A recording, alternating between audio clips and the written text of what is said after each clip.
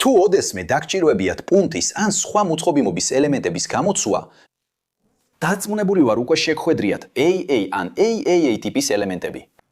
მაგრამ რატო აქვთ ელემენტებს ეს ასოები?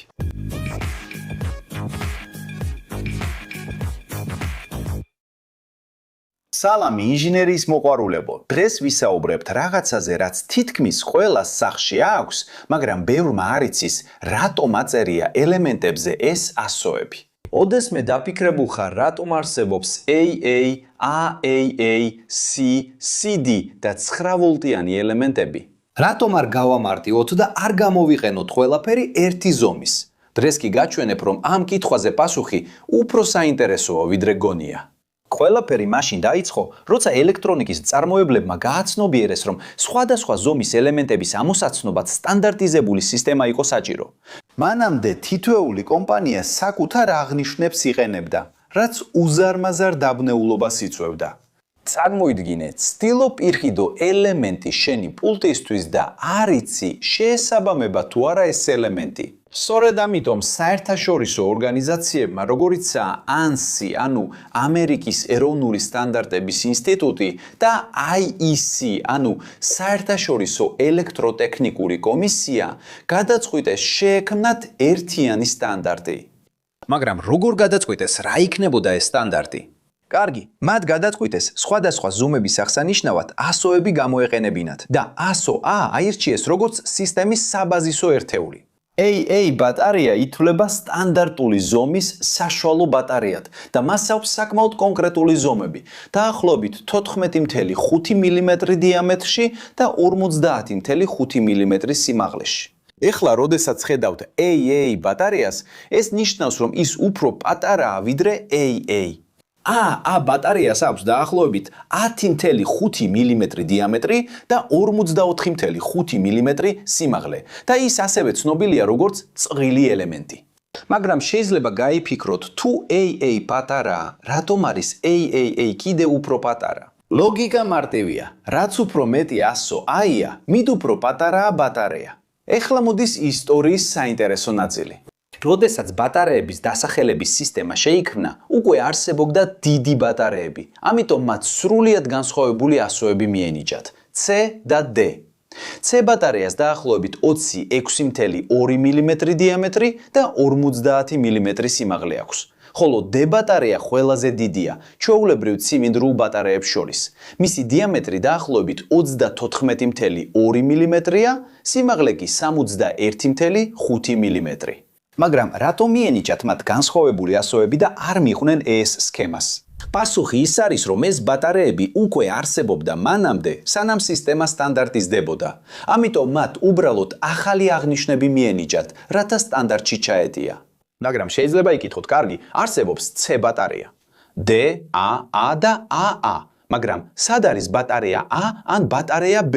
და საერთოდ არსებობს A ბატარეა? არა, არ არსებობს. უფრო სწორად, ის ოდესღაც არსებობდა, მაგრამ დღესდღეობით მისი პოვნა პრაქტიკულად შეუძლებელია. 1947 წლამდე, სანამ ANSI ბატარეების ზომები დაასტანდარტა, სისტემა იწყებოდა ASO-A-ით. A ბატარეა იყო სტანდარტული ზომა, ხოლო ბატარეა, რომელსაც დღეს AA-ს უწოდებთ, მაშინ ეწოდებოდა Panlight Battery, ანუ ჯიბის ფანრის ბატარეა. როდესაც ANSI-მ 1947 წელს დააწესა სტანდარტი, მათ გადაახარისხეს ნომენკლატურა და ორიგინალური A ბატარეა გაუქმდა, რადგან ის მოუხერხებელ ადგილს იკავებდა. ის ძალიან დიდი იყო ზოგიერთი მოწყობილობისთვის და ძალიან პატარა სხვებისთვის. და ბატარეა B?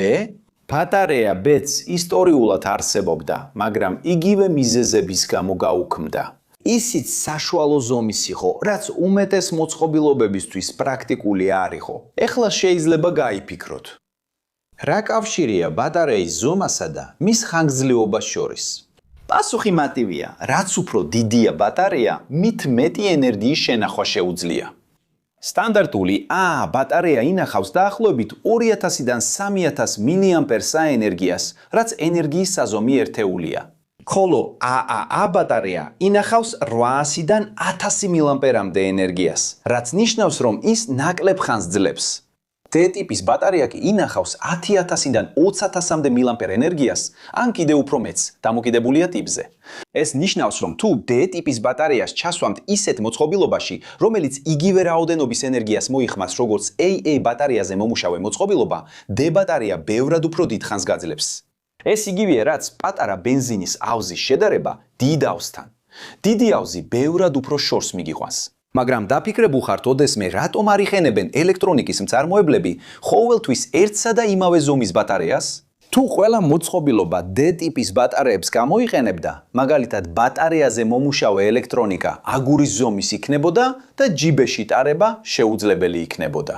მაგრამ ასევე თუ ყველა მოწყობილობა AAA ბატარეებს გამოიყენებდა, საგანგებო ფანრები სულ რამდენიმე წუთში დაიცლებოდა სრულად. ასოების სისტემა საშუალებას აძლევს მწარმოებლებს აირჩიონ ის ბატარეა, რომელიც საუკეთესოდ შეესაბამება მათ პროდუქტს გათვალისწინებული სივრცისა და საჭირო ენერგიის მიხედვით.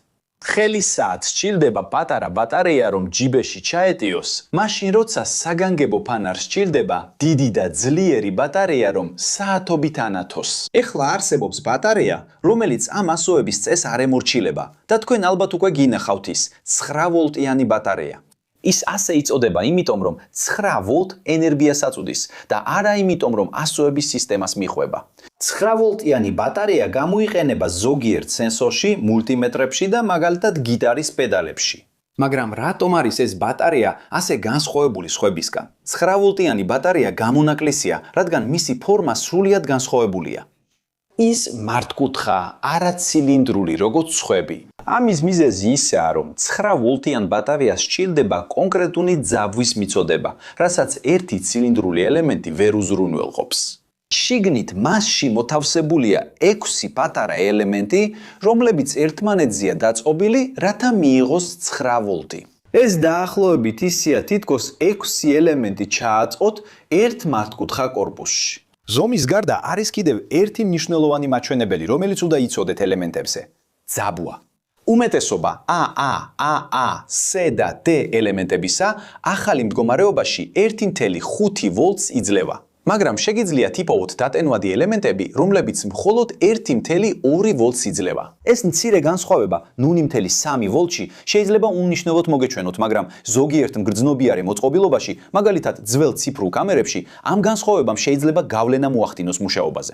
აი რატომ მუშაობს ზოგიერთი მოწყობილობა უკეთესად AA ტიპის ტუტე ელემენტებზე, რომლებიც 1.5 ვოლტს იძლევა, ვიდრე დატენვად ელემენტებზე, რომლებიც მხოლოდ 1.2 ვოლტს იძლევა. მოწყობილობა შექმნილია კონკრეტულ ძაბვაზე მუშაობისთვის და როდესაც მასში ნაკლები ძაბვის ელემენტს ჩადებთ, შეიძლება ისე კარგად არ იმუშაოს.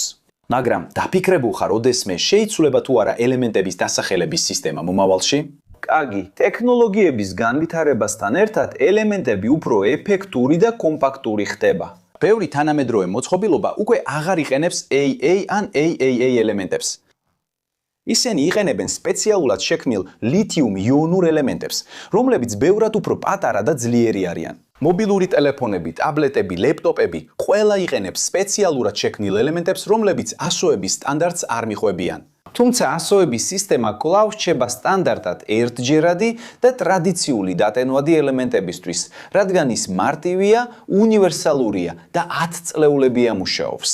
სანამ იარსებებს მოწყობილობები, რომლებიც ამ ელემენტებს იყენებენ, დასახელების სისტემა ალბათ უცვლელი დარჩება. მაგრამ რამდენადაც ადამიანებს გონიათ, რომ ყველა ტიპის ელემენტი იციან, მე გიცოთ, რომ კიდევ რამდენიმე გაიცნოთ.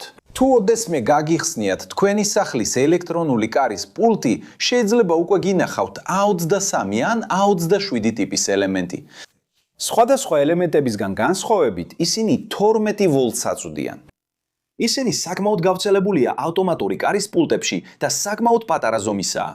ასევე გვაქვს AAA ტიპის ელემენტები 410A, რომლებიც ძალიან წვრილია, დაახლოებით 8.3 მმ დიამეტრით და 42.5 მმ სიგრძით. და თქვენ შეგიძლიათ იპოვოთ ისინი ზოგიერთ პლანშეტის კალამში, ზოგიერთ ლაზერში, ძალიან წვრილ პუნქტებში და ზოგიერთ სამედიცინო მოწყობილობაში. ასევე გვაქვს ნახევარი AA ტიპის ელემენტი, რომელიც როგორც მიხვდებით, AA ელემენტის ნახევარია. მხოლოდ იმ განსხვავებით, რომ 1.5 ვოლტის ნაცვლად ის აწვდის 3.6 ვოლტს.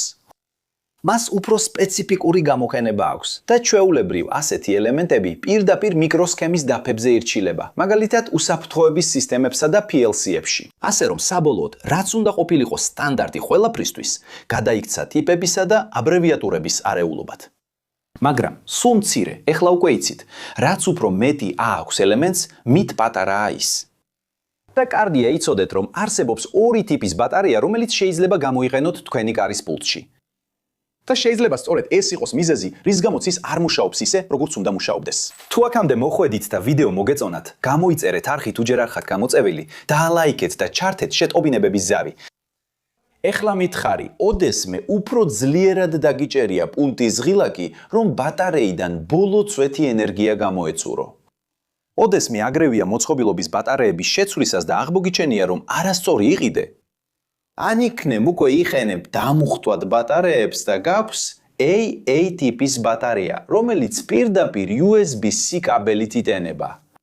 მომიხევი კომენტარებში. აქ გვერდით არის ორი საინტერესო ვიდეოს ვარიანტი, რომლებიც აუცილებლად უნდა ნახო, რომ გააფართო შენი ცოდნა და დააკმაყოფილო შენი ცნობის მოყარეობა. თუ გინდა რომ დაგვეხმარო, დაალაიქე ვიდეო, გამოიწერე არხი, ჩართე ზარი და დაფიქრდი არხის წევრობასაც.